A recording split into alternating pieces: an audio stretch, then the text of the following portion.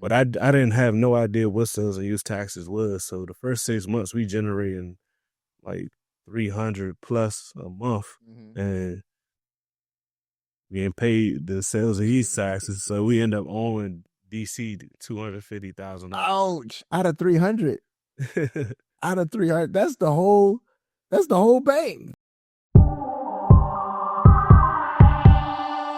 Let's go. I stay fit head to toe. I'm knocking down all of my goals. I'm a young professional. You're now watching that friendship flow. Let's go. I stay fit head to toe. I'm knocking down all of my goals. Let's go. I'm a young professional. You're now watching that friendship flow. What's up, friends? Welcome back to another episode of Friendship and Flow. You already know we keep it real with the conversations, the experience in the game. Today, I have a special guest, someone who embodies what it means to hustle, pivot, and turn setbacks into comebacks. He's a DMV native, an entrepreneur, and a chef who took the culture and put it on a plate. You might remember Stop Smackin DC, but now he's running things down in Richmond with his new spot, Torch. He's here to talk about his journey, what it takes to build in the restaurant industry, the lessons learned, and how he's keeping the DMV spirit alive down south. So with that said, sit back, tune in, and we're about to get into it. From the DMV area, now you're down in Richmond with your new restaurant. Shout out and congratulations on that. If y'all don't know, Dre has opened a new restaurant in Richmond called Torch. So if you're down in the Richmond area and you haven't checked it out, you need to stop what you're doing, make it a date night. Definitely go check out Torch. It's that DMV word. That's what it is. It's Torch. So Dre, welcome. Thank you for coming out here, man. I really appreciate you being here, man. Like, tell the people a little bit about you, and let's get into it. My professional name is Deandre Green, but my around the way DMV people, they call me Drizzy. I was born in Alexandria. I lived in Temple Hills. I lived in Forestville, Siouxland. I lived in Southeast. So I've been around the whole DMV growing up. So that's why Torch came about with the name, because we say when the food is good, it's Torch. Yeah. I was giving Richmond a feel of our DMV culture. I like that. That's what's up, man. And when I heard it, it makes sense because, it's just something we naturally say up here. And a lot of people probably wouldn't know what torch is, or they think it flames and things like that. But most of us, when we eat something, it was a time and era where torch was a word that was just like, it was that good. It was torch, So I don't know what they saying now, but torch is, still a word for us that was in our era. Right. So I wanted to do something that was like kind of outside of the box and not cliche.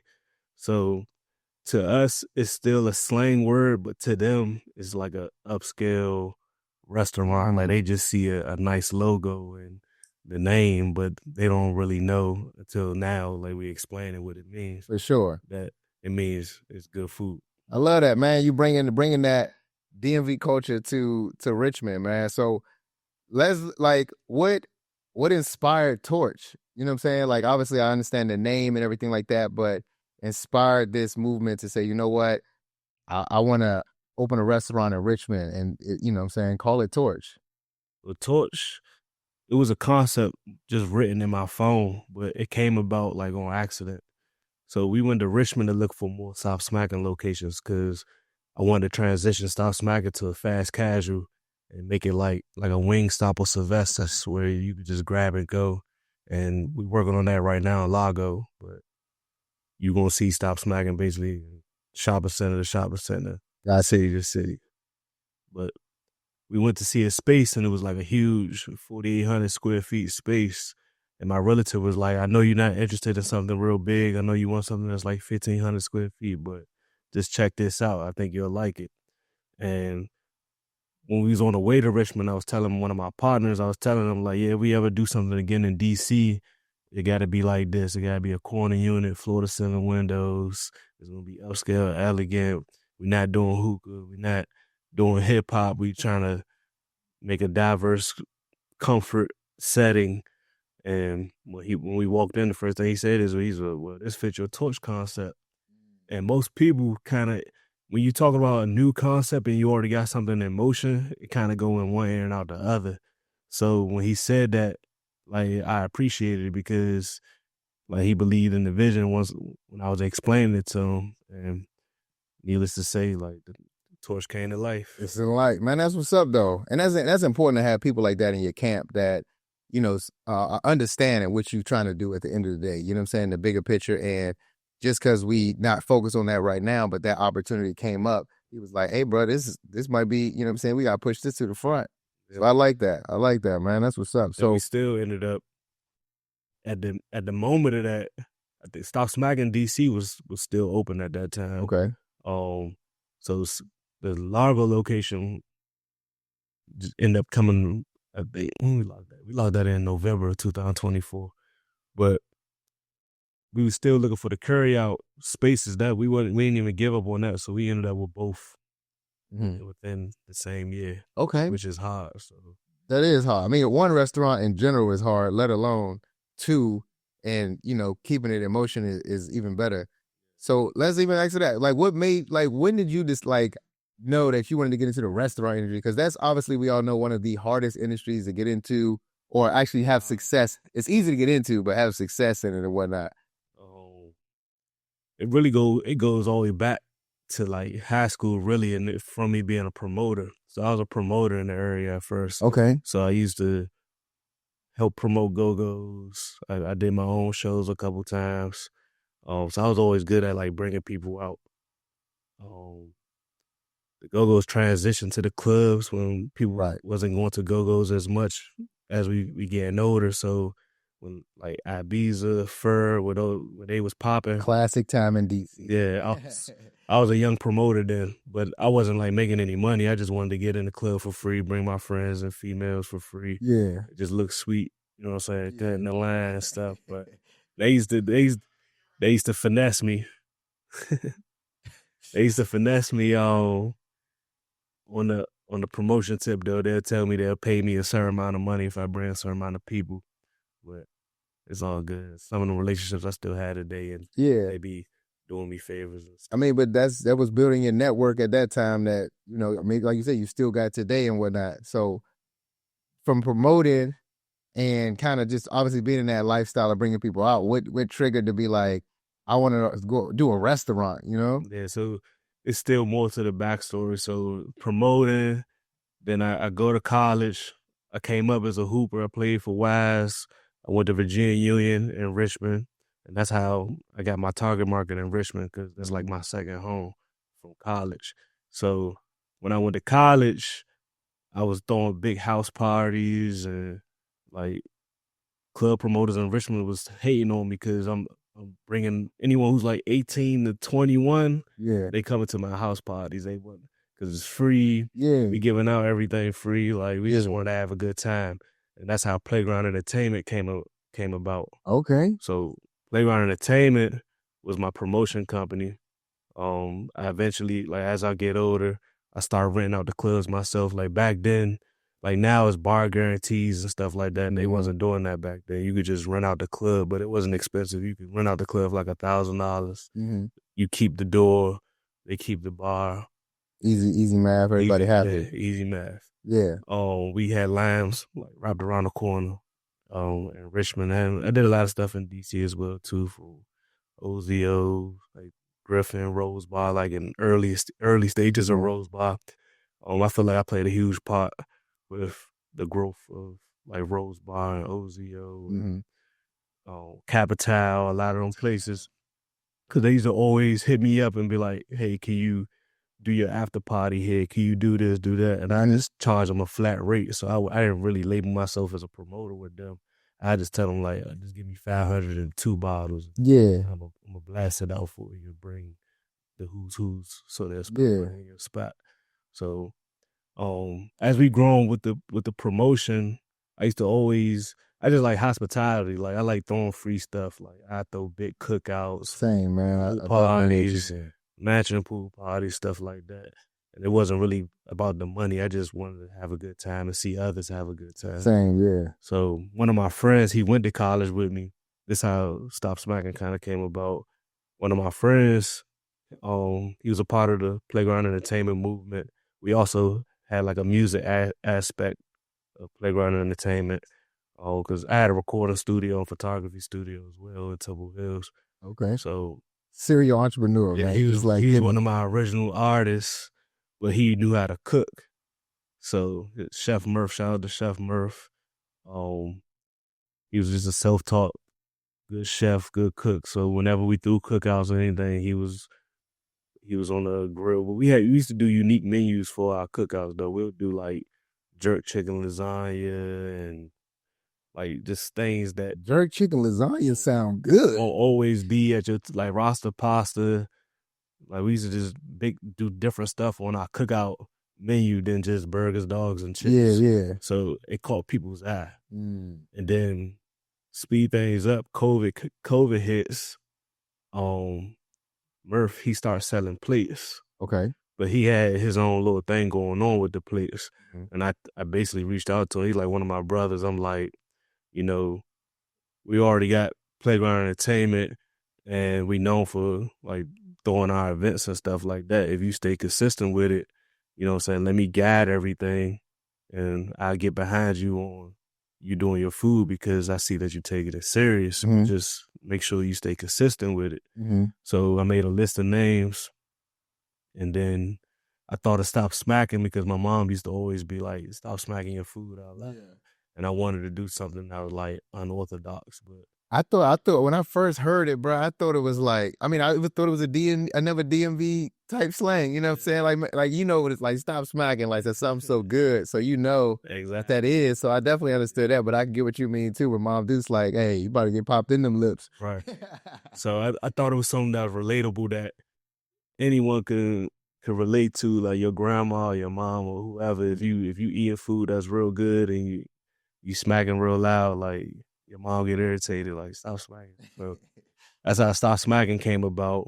We continued to sell plates, but I was looking for a food truck. So one of my homeboys, he ended up buying the food truck for me, but it was during COVID.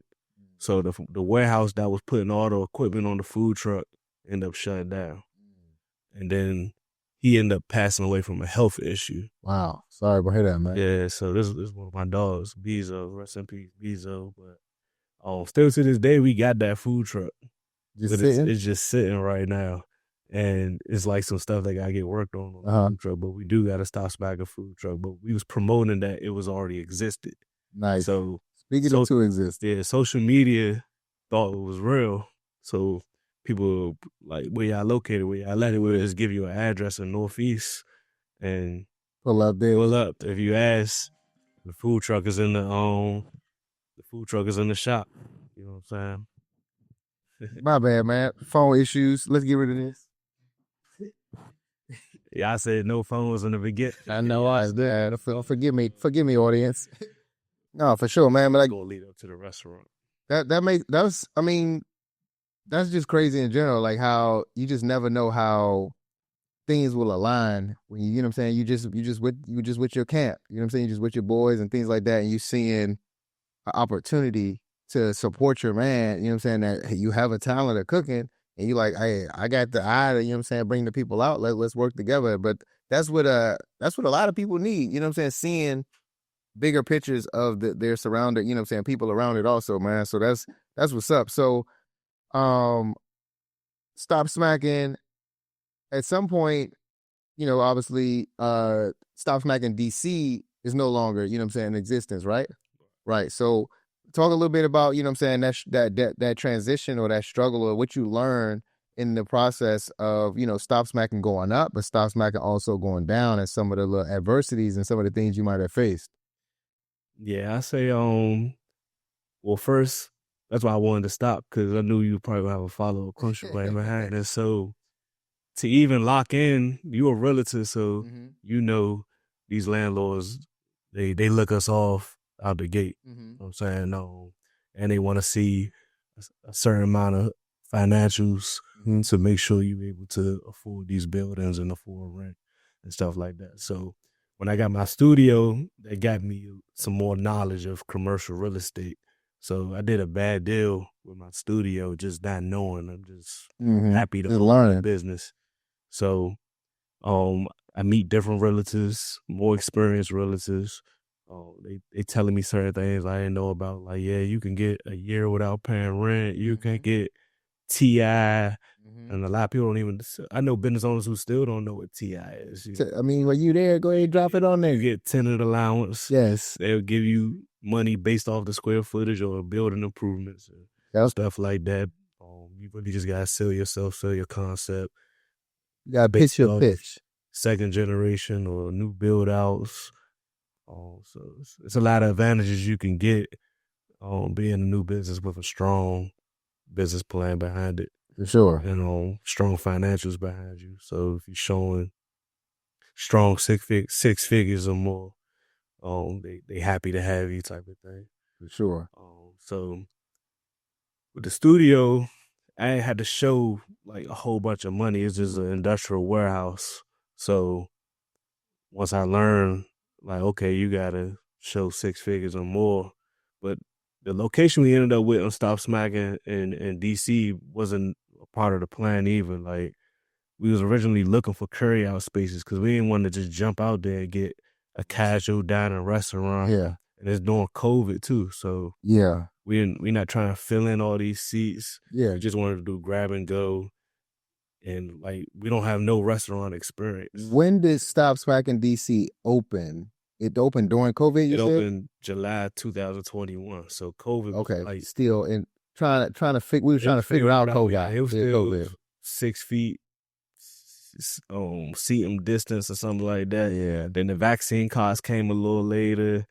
You had to wear masks. Like, it was COVID was a circus, bruh. It was a circus. And I feel like even during then, I didn't get to see my full potential. Mhm. It was more so like learning experiences. But to go back to like what you originally said, when we first opened Stop Smackin, I don't even think really COVID was the issue or whatever, because I think they had just lifted the restriction or something, and we already had the momentum just from just being popular in the area.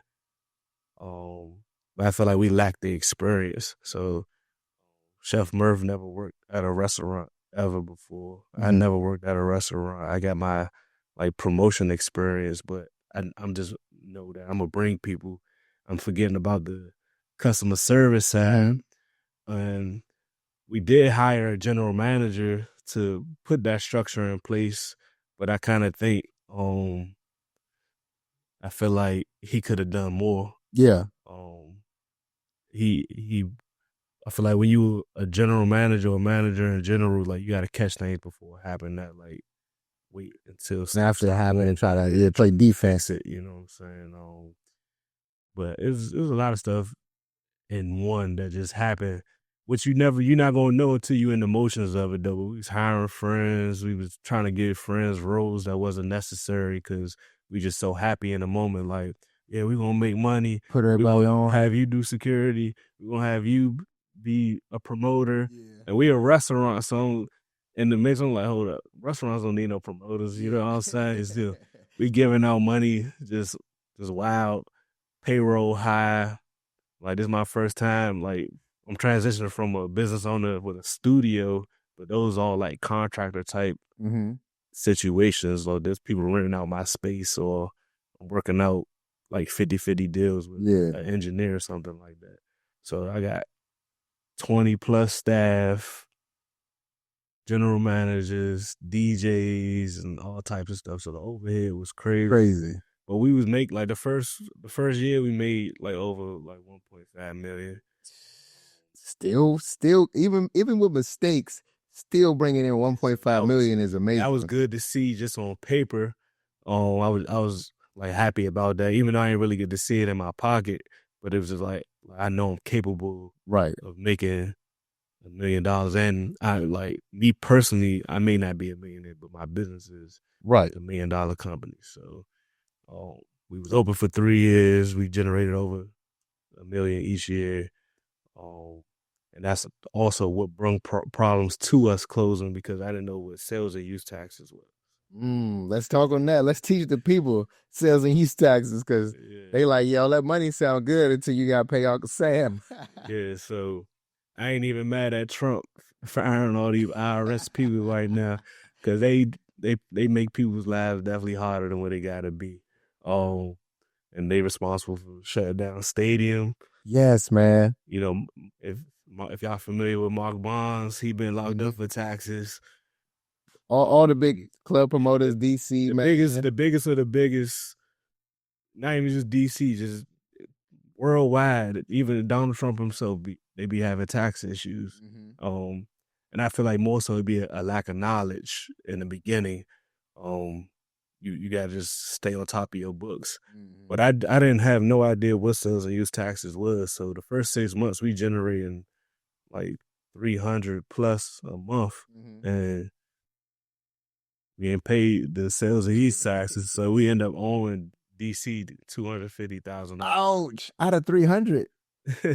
Out of 300, that's the whole bank. Yeah, so they basically taking that's like almost 20% of what you gross. The math sounds a lot more than 20%. DC, and that's another reason why I took my talents to Richmond. But basically, if you open up a business in DC is your business partner. They take 10% of sales and use taxes. So you got a clothing store, you got restaurant, and it don't matter what business you have, they get 10%. So that's like a partner. You know that didn't invest into your business. not at all. They said we got the land and that's it. We got on a payment plan to like pay it down, but our payment plan was $6,000 a month. Ouch! So this simple math, we paid $6,000 for that. We got to pay rent. I got to pay my personal rent. You got too much staff. I got a studio. I got a payroll. Like we keeping up with it, but it's like we just open just to be open at this point. It's a boxing match, man. I definitely understand. And if you're not really in a business minded like mindset, it'll end up being like a point finger type of yes. Everybody, because when things getting rough, like now it's time to see who ready to who about to wrinkle up and fold and see what's about to happen. So we paid the payment plan, I say consistently for like the first 2 years, but business goes up and down. So if people not coming out as much in the wintertime or school season starts, people getting their kids ready for school, you're not making the same numbers that you're... But that bill's still the same now. Your bill's still the same. And that's the issue. So we writing them letters, we telling them, like, we not making what we was making in 2021. It's in 2023 now. Like, can we get a cheaper payment plan? And they like assign you like an agent. And the agent was just like an asshole. Like, she just took pride into closing businesses. Like, word. The conversations we having with them, she just happy. Like, yeah, we closed them down for the same reason we closed. Like, that's her just on some rant. Yeah. And some people be unhappy with themselves, so they be just trying to. That's her avenue. Yeah. Other people, and she was black too. You know what I'm saying? And I come to find out too, they not even allowed to eat at establishments in DC. So they work in DC. They can't eat in DC, and that's how you know they name so messed up because. Because everybody that know you, everybody you probably go beat up or something because they closing down these businesses without trying to even help. Like DC's not offering financial assistance. Yeah. Like all that stuff they be promoting on social media, like you can go get a business loan or DC will give you a grant and all that stuff. Like you got to be in that mix of like who already in the loop of Mayor Bowser and all that people. And the who's who are really who they want to give it to. But that's basically, I mean, but that's something to touch on. I mean, granted, I'm sure they're going to be like, no, we give everybody something. But in reality, you like, bro, we've been trying. Because I feel like, I mean, and that speaking for other people too, just that has businesses in DC, I feel like we are Washingtonians, we are DC. So y'all know what we do for the community. Y'all know we involved in the community. We do stuff that no Asian restaurants and all the stuff they make black restaurants go through is a lot of entitlement. Like we doing book bag giveaways, schools reaching out for sponsorships and stuff like that. But I don't see the Asian curryouts that's on every corner. They not sponsoring our Speak on it. Speak on it. Doing book bag drives, haircuts, stuff like that we've been doing before Stop Smacking. Right. And one of my partners with Stop Smacking, he owns Team Takeover. Okay, I know Team Takeover. Shout out to Team Takeover, all that big basketball. And they sent thousands of kids to college. Yeah. You know what I'm saying? From this area. So I just feel like we deserve help. Like everybody needs help. And I feel like they wasn't there to help us. Like could have got that situated in a fair payment plan. Let me ask you something doing that. I got another question based on that. Like going through these trials and tribulations of Stop Smacking and the bills and everything like that. Was there ever a point that you thought about quitting and just like, man, I'm done. Like I'm tapped out. Well, one day I feel like I ain't no quitter. Like it get ugly, it get bad. You know what I'm saying? You talk to God. You know what I'm saying? And keep it moving. I might be like bullshitting like in my thoughts or something. Like I'm about to give up, but like, Yeah, it ain't in you. It ain't in me, and it's like what I got to lose. Like, like I ain't come up rich. I ain't like I'm a millionaire. Yeah, I'm gonna just go back and try to get a job, and that played a part too with becoming an entrepreneur because I applied to thousands of jobs on Indeed and all that stuff, and they just not getting back to me. Or the ones you get, like these the little temp agency jobs and stuff, they only want to pay you minimum wage, and you say like you can't survive out here. Then with the economy the way it's going as it is now, even if you do make 6 figures a year, you try to enhance your lifestyle, you gonna still end up living check to check, and that's why I messed up too. Like the more money you make, the more you should decrease your expenses. So like, I had the Mercedes AMG, I had the corner unit, floor to ceiling windows.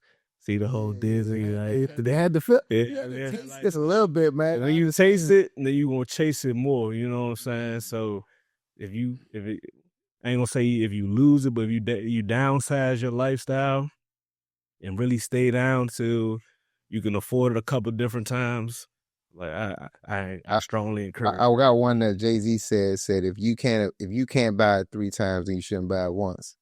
You know what I'm saying? So if you ain't got 3 times it, then stay in your range. And, that, like I said, that's an attest to it. Because there's a lot of people that is making 6 figures, maybe even 7, but they're living such in a high expense rate that it's, draining you down. And you're not really, you just as good as a person making 40,000 a year. You got situations like now where you got Trump eliminating jobs. Like all these people who probably felt so safe.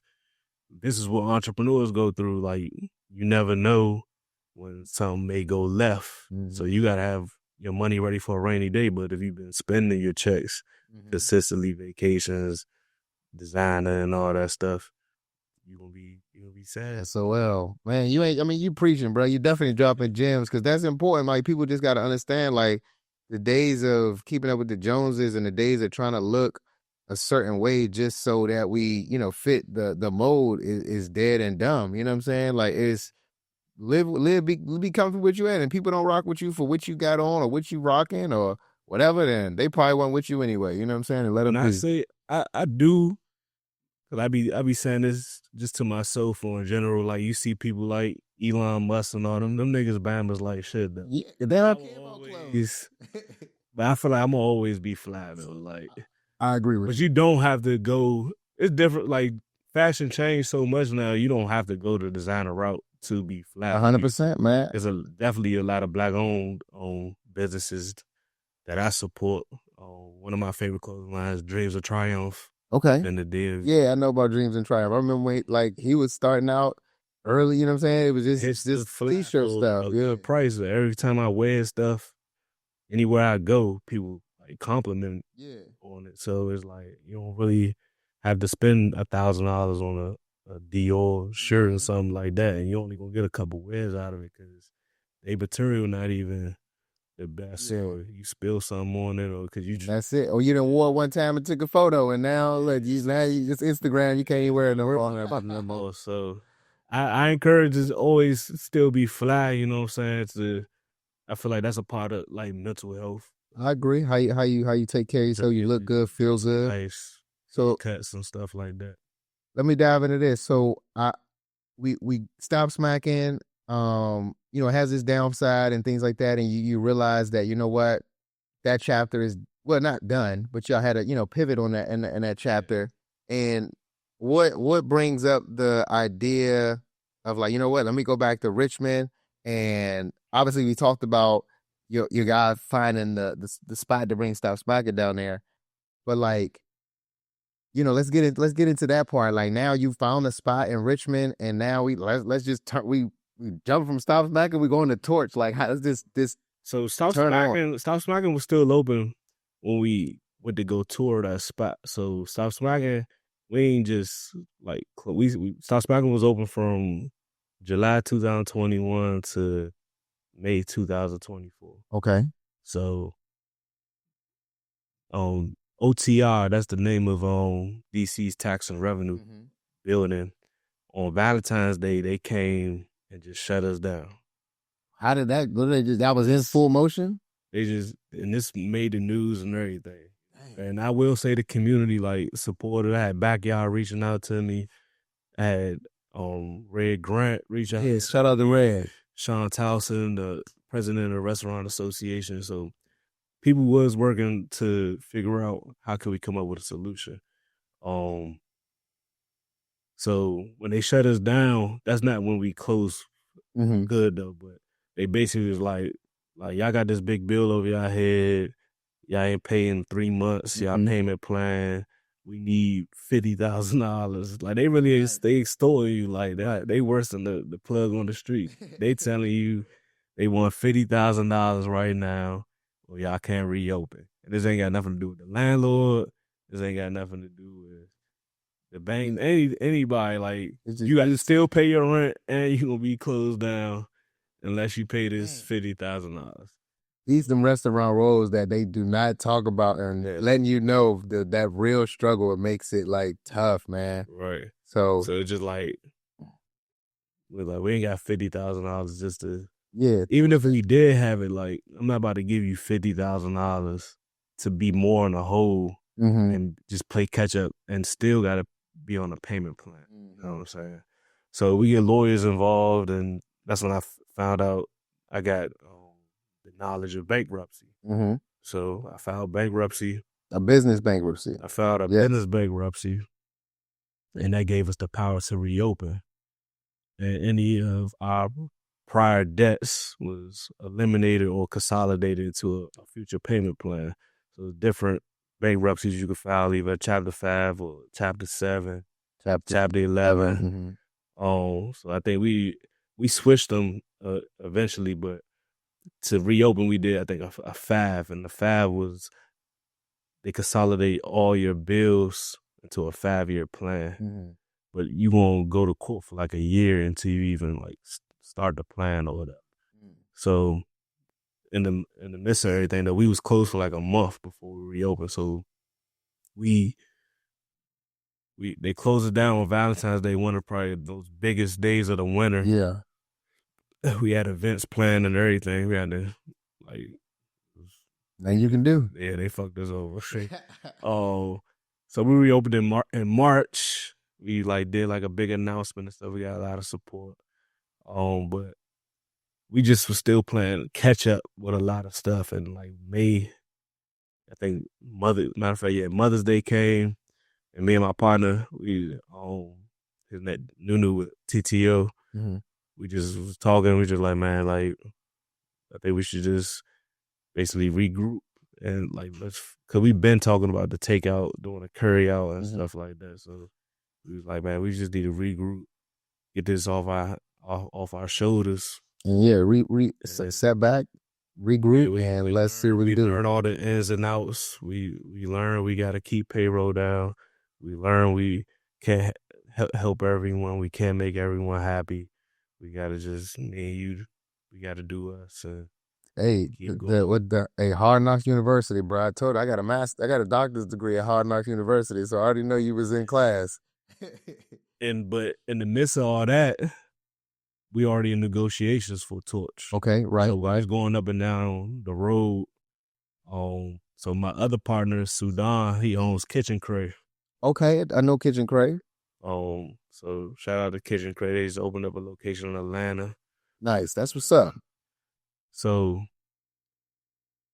we was riding up and down the road just looking for inventory, like, and I sold them on Richmond. I'm just like, Richmond, the economy's cheaper, the tax is cheaper, it's wide open, there's nothing really to do as much as DC. Like, DC is like the second fastest city pace after New York. So it's a lot of competition in DC. Like, you can't just be a mediocre like restaurant and say, "Oh, you can't." A name, because it's a restaurant next to a restaurant, a lounge next to a lounge. Like, it's a lot of competition. So I was just like, Richmond wide open, and we can for a carry out concept, because I'm still just focused on Stop Smacking. I wasn't thinking about Torch. I was just like, a carry out at the most $3,000 for rent, like 5 employees. Yeah, and we don't have to do nightlife. We don't have to have liquor. We just open from like 11 to 9. We can make this amount of money in this time period, and we might not get rich, but we gonna have passive income. Yeah. You know what I'm saying? So that goes back to when we went down there. The relative, she was like, "I really want y'all to see this space." It made sense on paper, and then it got going. That's around the time where we met, right? It's a little bit later, somewhere in there. Like, you was already in the midst of Torch starting. I remember we had a conversation. It was like in the middle of the summer, so I think the LLC for Torch was formed in April, and the lease got done in May. Gotcha. So we shut Stop Smacking down Mother's Day of 2024, and let's say 2 weeks, I got the keys to Torch. I remember, like I said, we had a conversation outside the apartment building, talking about the concept and some of the things you wanted to do, and kind of how, some of the visions or whatever. I took your advice, because Torch, you can even, this is just facts. You can go on Google or whatever, social media, the Richmond Times newspaper, they label us as upscale dining experience in Richmond. And I asked you about, should I do this, do that? It was like, well, you want to brand them, or you want to brand yourselves, right? You know what I'm saying? And I took your advice. I kept it modern, sleek, less is more type of thing. And it's working in his favor. It's amazing, man. And I mean, it was just, my honest opinion, to be honest, it was just like, I mean, you could go this route or this route, but I mean, you're trying to build your own, your own brand. And, I'm glad it was, helpful to the bigger picture, because I mean, I love what it's become. Like, I can't, wait to get down there. We definitely going to do some features and things down there to highlight y'all, man. I'm excited, because I seen some friends down there this weekend. I was like, man, I was supposed to be down there. It's you homecoming, so. Oh, okay. It'd be a lot of DMV people. I look at Richmond like Baltimore, like, yeah, it's like an in and out type city. If you're not from there, you ride to Richmond or you ride to Baltimore, and also we do have a Torch Baltimore in the play too. So it's just like a in and out type city. Like, you want to just get away. Yeah, do something different. Couple hours, a vacation. Like, you could come to Torch, and I could recommend some other spots for you after you do Torch, and then you could drive right back up the road. For sure. I like it. So let's talk about the Torch, man. Let's talk about Torch. Talk about Torch as a restaurant. Kind of like the menu. I know you talk about bringing the DMV taste to Richmond. So, like, what do you have anything on the menu that kind of gives that, like, it's a DC feel, so you know what it is? I feel like we're the only restaurant. And like I said, people could look this up, but I feel like we're the only restaurant in Richmond with mumbo sauce wings. Ooh, yeah. So it says on our menu, it says DC style mumbo sauce wings. So they already come fry hot. And they like one of our top sellers right now. Listen, if y'all never been to DC or DMV and y'all know what we love, you gotta try mumbo sauce. But everybody's mumbo sauce is different. We already know yours is Torch.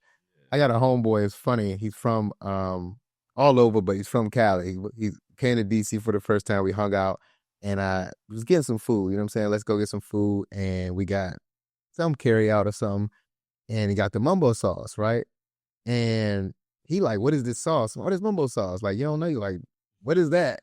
And he tries it. He's like, hey, they sell this? Like, can I take this with me? I had to take this man to Safeway, get the Capital Mumbo sauce. He's trying to get, this man said he went to the airport at DCA, they have a Capital One, area or whatever. He's like, they had the mumbo sauce on the table. This man took the mumbo sauce with him in the airport. Like, he snatched the mumbo sauce. Mumbo sauce is DC's unique style sauce. It did go commercial in stores now, but coming up as a kid, like mumbo sauce was carry out only, all right, on everything. So French fries, mumbo sauce, yes. So yeah, that's mumbo sauce. The mumbo sauce wings is on our menu. Our gumbo is selling real good, okay. and I think a lot of restaurants in general, unless you in like Louisiana, a lot of restaurants don't have gumbo. And good gumbo. My goal with the gumbo is to like get an award for it. Sorry, if I want to get an award for best gumbo in Virginia or something like that, which goes back to Stop Smackin. Stop Smackin won a lot of accolades in the area. We got like best restaurant from different news articles. We did Channel 4 News like a couple times. We did commercial for the Wizards. You got the playbook, and sorry to cut you off, but it's like the Stop Smacking was that, like I said, that learning curve. Now you got like you was already ahead of the game. This was like, I already took this class already. I know this answer. And it's still trial and error. Like Torch isn't perfect. It's still ways we could definitely get better. With any restaurant, the main thing is the kitchen. Yes. So it could look real fly, it could be real pretty, all that stuff, but everyone at the end of the day is coming to try good food. Yes. They want good service. So my goal before anything is good service. Your food come out at a decent time, but sometimes it don't always work out like that. And it's not necessarily that they're receiving bad service, but people would take it as it's bad service because their food came out late or something like that. And then they start taking their frustration out on the server. Server, it's like a domino effect. Yeah. Once the kitchen isn't on point, that's the heart of the restaurant. Yeah, and I feel like it happens to the best of the best restaurants, but yeah, they say like you can't compare what other people's doing. But I think my main focus is making sure our food come out consistent, and my servers and bartenders are giving you that customer service like Chick-fil-A. Chick-fil-A is the blueprint, and I mean it's very simple, like you said, But with being with the restaurant industry, I think personally, like you said, it's the food. Well, it's customer service, it's the food, and the ambiance. If you can get all three of those on the same, frequency and level, so I feel like that's very successful. That's the hardest part, because you might do that on Tuesday, but it might not go like that on Wednesday. You know what I'm saying? So to get it like that every single day, like that's the main focus right now. I love that, man. So, all right, Torch is open. I'll definitely need to get down there and try, because you got me hungry. I'm already want some mumbo sauce wings and some more. But so you are clearly an entrepreneur, but you're a father and a family man and things like that. Like, so how do you balance, you know what I'm saying? Like, let's put Torch to the side, but let's talk about you as a man, and then just as an entrepreneur and as a dad. Like, first of all, how does being a dad and being an entrepreneur, work for you, and what does that mean to you? I love it. Like, after a long day, my son, he's 2, so once I come through the door, he runs to me like he misses me. And I definitely miss him too. It's definitely hard though, doing the balance, because I'm a father, but I'm also a father to my businesses as well. So it's like, if the business not successful, like, we're not gonna eat. So I gotta give time to the restaurant, but I also gotta make time for my son.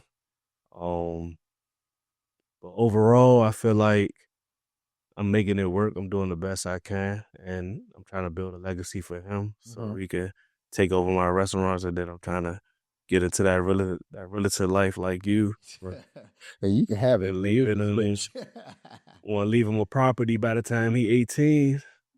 But I feel like the hardest thing is also being in a relationship. I feel like I gotta be a good boyfriend. I gotta be a father. I gotta be a manager of the businesses. Not only one, we got 2 restaurants. Stop Smackin in Lago about to be renovated between March and April.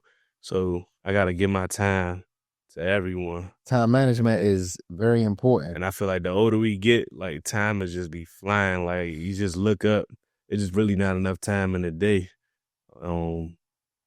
Also, not to mention, I got a part-time job as well. Oh, okay. You sound like me, man. You might be, listen, people think I'm Jamaican or something. I got a part-time job as well, and I want to stay fit. I want to go to the gym. I want to hang out with my friends. I want to take a vacation. Like, you got to do all this stuff within 24 hours. So, I'm just trying to do the balance. Trying to find balance. I think it's important to note that, though, because it's a lot that comes with it. You know what I'm saying? Like you said, and even being a boyfriend and being in a relationship and trying to have that aspect of it, and that support that comes with it. You know what I'm saying? Like dating somebody that understands what's going on is important and how they fit into this lifestyle. How do you like, I mean, you know, you talked about being in a relationship, and not to, you know, expose your relationship or nothing like that or whatever, but you know, that balance of still having somebody that supports what you have going on while understanding like it's gonna be some times where I'm gone for this long or whatever the case is, you know, like that effect that it's had, you know, has on your relationship. Yeah, it's not easy. Like it definitely is ups and downs at times. You know what I'm saying? Y'all might have to separate. Sometimes you gotta focus on yourself to elevate. Like you gotta be a little selfish. Yeah. Like that's how you become great. Yeah. If you keep worrying about what others think or someone who's not on the same page to your dream, like if they have a 9 to 5 and they never sold a bag of chips or anything before, like they're not gonna understand how it feels to put your money into something. You gotta wait. Yes, investing. You gotta wait a year, maybe 2 years, you know what I'm saying, to see that return. Like it's not easy. Yes. And you gotta stay on top of your money. You gotta stay on top of your business. So it is definitely, I agree, man. I definitely always say like, you know, not that a 9 to 5 an entrepreneur cannot work, because I believe that is true, but that has to be an understanding and balance that we either see things differently. But you just, whoever time is being taken away, that other person they gotta understand, like it's not about going to get bitches. It's just, I'm really out here hustling. I'm trying to make some money. Even I might make it look easier than what I'm doing, like, but that's just from experience and building a team that I have. Right. But when I'm needed, I'm needed. Right. And I'd rather be in the building than 2 hours away. Yeah. And I can't do anything. And now we on social media saying they the worst restaurant in the world. True. And I mean, and like you said, it's a building process. You're in that process where you got to work in the business. You got to get those things. But you've seen 1.5 million, 1 million a year. So you know that, hey, look, like if I put this work in now, the fruits of my labor are going to 10 times 10x that. And that was my issue with Stop Smacking. I'm listening to everyone say, I got experience. I could do this and do that. So I sat back and let everyone do their thing. And that's something to touch on right there. So now I'm on top of everything. It's just more comfortable. But I hate when people be like, you can't compare it. It don't matter if you black owned or anything like that. Like you can't compare a new business to someone like the Hamilton or something. Yeah, been open for 50 years. Exactly. You be like, you never see the owner there and all that stuff. Like that comes from experience. You don't know what they did back in their time to build to where they are. Correct. You don't know how Wendy's came up or McDonald's. Like you can watch their documentaries and stuff now, but they tell you like they was hands on in a little factory or whatever they was doing to become the massive company they are today. So you got to get your hands dirty to an extent. Like you said, everybody sees the glitz and glamour, the big picture, the all the success, but nobody sees the hustle, the grind, the dark rooms, the time where you were really like in there wearing different hats. You know what I'm saying? I actually, before I was like, you know, you a chef dream, like, nah, but I'll be in the kitchen, whatever it takes. I feel like I be joking, but I tell everybody I do everything in the restaurant Like literally everything except wash dishes. I don't want to wash dishes. So that's the only thing. Like, listen, But I make it. cook. I know how to make drinks. I know how to host. I clean the bathroom and all that stuff. You know what I'm saying? But when it comes to washing dishes, That's where I draw the line. yeah, I draw the line. I draw the line. Me and water plates and a lot of just like gook of food. Yeah, that's what's up, man. But that's what it takes, though. That ability to not humble yourself, but understand that I got to be able to play all these positions. And if you're gonna be on my team, you got to be willing to play all these positions. There's nobody that's bigger than the team. That, you know what I'm saying? So whatever role I need you in, let's go.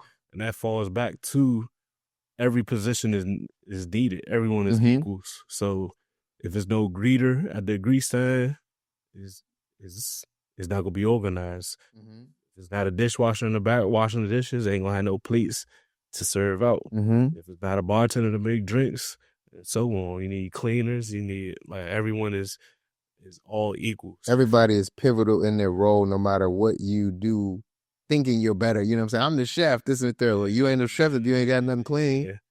Yeah. Everyone is equal. Your pay might be different or something like that, but if you don't have that other person to assist you, like, you need a team. And I do, like, if they do see me work, I feel like that's a respect thing, because they like, oh yeah, he'll help me. If he ain't here rolling his sleeves up, I know I got to get it done. But my goal ain't to be in a restaurant, like, just working for the rest of my life and like that. So I definitely it to be self-efficient, and I just want to be chilling at the pool, look at my laptop, look at the numbers, look at some cameras, text the manager, and close the laptop. So that was my next question, to kind of like, where do you see Torch going in the next 5 years, and you in the next 5 years, and like your bigger, you know what I'm saying? Like, obviously we always want to be at the biggest stage, but what you see with Torch and yourself in the next 5, Torch yourself, Stop Smacking as well, in the next 5 years.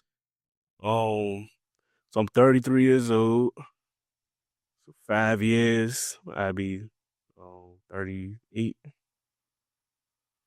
My goal in life, like, they say you shouldn't put, like, age on certain things, you know what I'm saying? But I want to retire by 40. Okay. And retirement for me looks like, just being in real estate. Also want to get into developing. So, like, the big dogs that's in DC that's building these buildings and stuff, I feel like it goes over a lot of people's heads. Like, when you see cranes and stuff like that, I get excited about that. Same, man. You sound like big dog. I just feel like when they put the MGM in the DMV, it's like, it's money out here. You know what I'm saying? Like, it's a real big picture that I feel like a lot of us, we gotta, like, people put too much thought to Trump doing this, Trump, like, you gotta either get with the program or get rolled over. You can just crying and commenting and, man. Can I jump in for a second, dog? I made a post, y'all. I made a post after the election, and I told everybody, I was like, listen, I understand that your person that you voted for did not win, right? But to be out here crying and really losing full emotion over people that really don't even, you know what I'm saying? At the end of the day, yes, they're doing some things that's going to affect you, but at the end of the day, this ain't the first president nor the last that we done been through that doesn't side with you and your culture and your people. Don't, like, what you gonna do next? You gonna cry the whole time or pivot and move? It's 2025, like, survival of the fittest. And yes, race to an extent plays a part, but these days our own people is bringing each other down worse. Like, we killing each other. We knocking our businesses down. Like, black people would attend or purchase something from other black people. Yeah, they might not get the best experience they had before, but they tear down the whole black business community. That's why I don't support black businesses. Yes. So if you go to McDonald's, you get some cold fries, you saying this why I don't support white businesses or whatever. So you go to another, because you're gonna go back to McDonald's. You're gonna be back at another McDonald's. Yeah. So I feel like we gotta take that black own off our back. Like, just come to our business. Like, come to our establishment, support our clothing line. Like, we don't gotta be labeled as black owned. Like, that's, hey, Dre, you speaking Torch. Hey. And that's just from experience. It's just, and it also is different types of black people. Yes. There's different types of communities of black people, different types of countries of black people. So we all don't stick together and support each other because it's African-owned establishments that might not even step foot in a American black-owned establishment. And I witnessed this. I seen white people come look at the menu just because you playing R&B or something like that. They leave. Yeah. So that was kind of like my solution with Torch. How can I bring everybody diversity, have everyone comfortable? Just to make everyone happy is less is more. Man. If you go to your favorite restaurant, like my Torch was inspired by Earl's Kitchen in Tyson's. Okay. I like Earl's. That's one of my spots. Earl's Kitchen and Bar. Torch Kitchen and Bar. I love it. So I love it. Every time I went to Earl's, it might not be the best food to some people, but I always get the same dish every time I go. And the customer service is always cool. They got a cute, like, looking, bubbly staff. And the ambiance is nice. And it's next to Eddie V's, but I prefer Earl's over Eddie V's. The prices is fair. They got a nice happy hour. Yeah. And the ambiance is nice. And that funny thing you say Earl's, shout out to my man Braun, who's a bartender at Earl's. We went to bartending school together in COVID when I thought I was gonna be a bartender, but that was 2 months of never mind. But that's my man. Actually, like I said, I go to Earl's, I sit at the bar, just off the solo, and it's a good ambiance. So for you to say like that kind of, but to you to be able to go to a restaurant and be like, I can take a piece of this and put it here. I can take a way to Stop Smackin, put it here, and all of the other stuff, and create it in such a way. But I love that you was really touching on the black business thing, man, because we definitely take this label and, put it on there where in reality, like, let's just be a business. Let's just be a business and make money all the way across the board where everybody can come. And it's not about, all black people. I'm not saying, yes, you're a black business and we want to see you successful, but we want to just see you successful as a business, flat and period. So I love that, man. That was definitely, something to just to drop out there. Even for those who don't know, like you're a top realtor in the area. So if you label yourself as a black-owned realtor, that might scare away other audience. Like exactly. Like it's cool, you know what I'm saying? Black power, you know what I'm saying? But at the end of the day, facts. You see what I am. I don't gotta promote that I'm black. That's a gem right there. You walk around black every day. Yeah. I get the experience every day.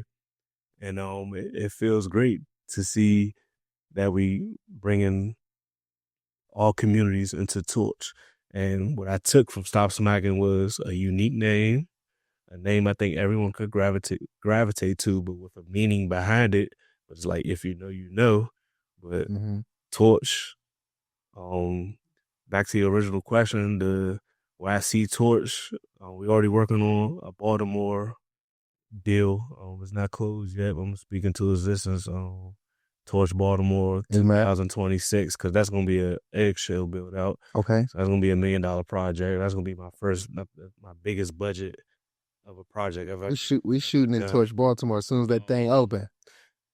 And then I want to target like more cities like Richmond, like cities that just needs the demand. I don't want to be in the hot spot. I don't want to be in Houston. I don't want to be in New York. I want to target Charlotte. I was just about to say that. Dallas.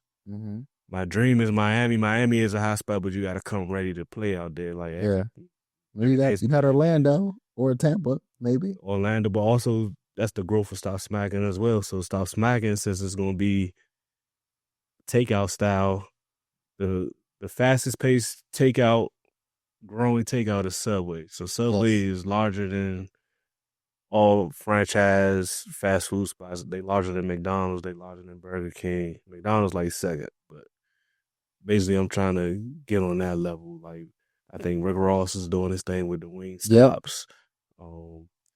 In the DMV, you see Sylvester's grow. Milk and Honey is growing because they sold to Thompson Hospitality. So I'm also building a sale, so I'm not trying to just hold on and be the big boss and all that stuff. Like if someone come and want to franchise or invest into a percentage and stuff like that, I'm definitely down for that because I'm not trying to be getting more grade biz. Facts. I hear running all these restaurants and stuff like that. But the restaurants is also, like I said, my stepping stone into jumping into real estate, you know what I'm saying? Yeah. Trying to build my credit back up and get that stuff situated. But I feel like I'm gonna have to cash out my first time, so I'm gonna have to save my money with my restaurants, get my first flip, and then just Go from start using the bank's money from there. So. Man, you got the blueprint, my brother. You got the right path. Like I said, my goal is development and real estate in that space too. So I'm 100% with you. And hey, who knows, man? It might be somebody listening. It's like, hey, I'm ready to come get I it. hope the right person hear this. You know? What I'm saying? Believe in the dream. Because there's a lot of people out here with the money, Yeah. but they don't know what to do with their money. They want to grow their money. Like you could be sitting on 50,000 or 100,000, but it's just sitting. And you're just doing your day-to-day thing, but you want to. I be having conversations with people that they just be like, I got this saved up, but I want to grow it. And I'm just like, you really got to take that risk, that chance to, like, and it might not go as planned, so don't get your hopes up, you know what I'm saying? Like, this is going to be an end-all, be-all, but this is what it takes to take it to that next level. You got to take that risk. So my relative, one of my relatives, he always be like, man, I like you because you put your nuts on the table. Hey, that's a statement right there. Because I mean, and it's paying off. You know what I'm saying? So you really gotta put your nuts on the table and just take those risks. It's positive risks at the end of the day. Like you're not about to go sell drugs or anything like that. You know what I'm saying? Yeah. To the people that is like still in the streets, like honestly, these days there's no more big niches and owl hoes and all that type shit. Them days is over with. So if you are still out there, like having that little run, like put it to the side and really put it into something because cash ain't worth nothing no more. So man, and even they give you a hard time trying to buy a car if you just come with all cash. So I love it, man. Dre, you have dropped the people some gems today, bruh. I learned a lot. You was teaching me stuff. I was like, I'm supposed to know this.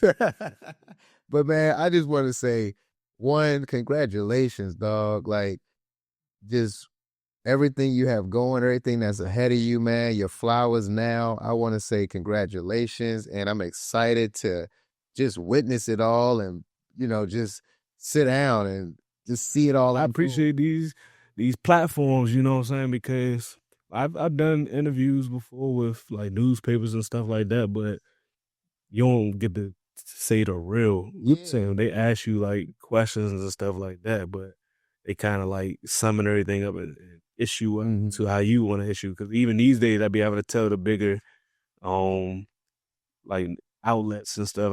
I tell them like don't advertise me as black owned, because the first thing they say is new black owned. Yeah. Location open, like I hate it, like, and not because I'm not ashamed of being black and none of that stuff. Like I'm like I said, I feel like I'm a real like DMV. Yeah, I feel like I am the DMV because like one I lived in. I mean, you ain't got to explain. You are the DMV. I from the DMV, so like it's just growing and learning and interacting with other people and meeting different races and traveling the world and stuff like that. You just get exposed to new things and you just want to do better, you know what I'm saying? So, man, I love it, man. This is you touched, man. I'm just grateful that you was you came through and then learning the story, hearing the story, and just the gems you dropped, man, have been a blessing, bro. I'm thankful. And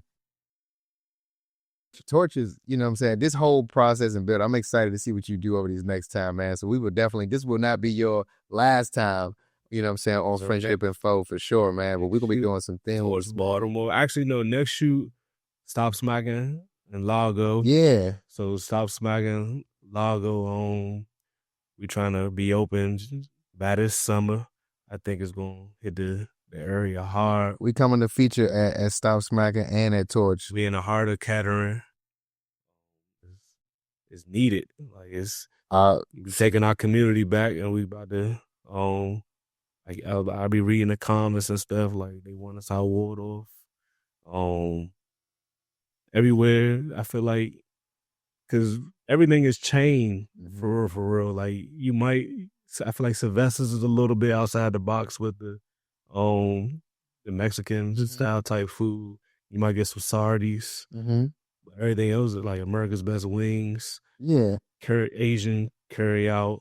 And not to knock them, but I'm inspired by y'all because y'all just come to our community, take over. Oh, I was just about to say. There's nothing glamorous about it. It's straight fried. And we go in there supported every time. And like, not to knock on the black owned, but at the same time, we would love to know and see that it is a, black owned chain restaurant that's doing it at that level and caliber. And I see Stop Smackin being that, man. So hey, full pedal to the metal, man, to the throttle. This is lit. Man, dog, like this, this podcast is brought to you by Stop Smackin. This broadcast is brought to you by Torch.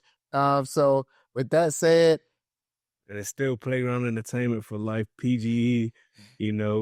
None of this would be here if it wasn't from those beginning stages of PGE.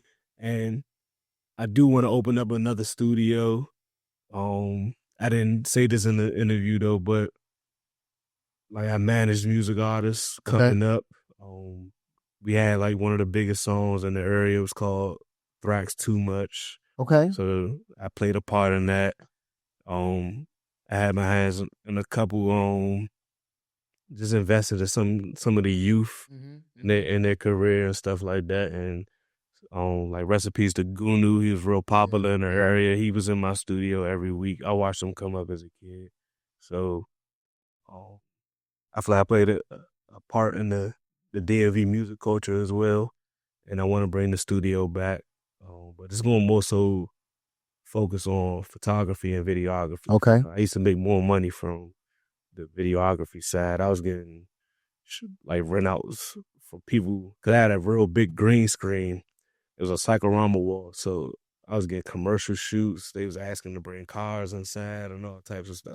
And that's a gem that another lane that people can learn that you can make money. Not it's like restaurants and everything, but like you said, in the studio aspect and not being a rapper is bigger than music. It's definitely bigger than music, and I feel like, no offense to the rappers, but that's a hobby. And until you actually making money from it, it's a hobby. So, not even just in music. Back you said, where I see myself in 5 years, I want to be in the granite and quartz business. I want to start selling quartz and marble tops and stuff like that. You got some that's things. essential. Because all these new houses and luxury apartments and all that stuff, they need quartz and marble countertops, and they at least $10,000 a slab based on the square footage. So that's my retirement goal. Hey, sit back and of course. I listen. I'll be right in there flipping houses again, and coming to you for it. So well, man, listen. Like I said, we got to save some for part 2 when we go out to Torch Baltimore, when we go out to Stop Smackin Largo, when we go out to Torch Richmond. We definitely gonna see plenty more of you on Friendship and Flow, and then with just Jason Entertainment, with just everything. And then my team at camp, bringing them out there and letting them feature and do some things on it too. So I'm excited, man. 2025, we got a lot of big things going on. My network, my friends, my people, man. With that said, thank you for being here. Thank you for blessing us with the knowledge, the insight, man. And we look forward to supporting Stop Smackin and Torch, y'all. Appreciate it. With that, y'all, that was Friendship and Flow, man. We had my man Dre come through, Stop Smackin, Torch Richmond. Y'all know what it is, man. Do all that other stuff. Like, follow, subscribe. You know the buttons to hit. So don't even act brand new. Stay tuned for the next episode of Friendship and Flow, man. We out. Let's go. I stay fit head to toe. I'm knocking down all of my goals. I'm a young professional. You're now watching that friendship and flow. Let's go. I stay fit head to toe. I'm knocking down all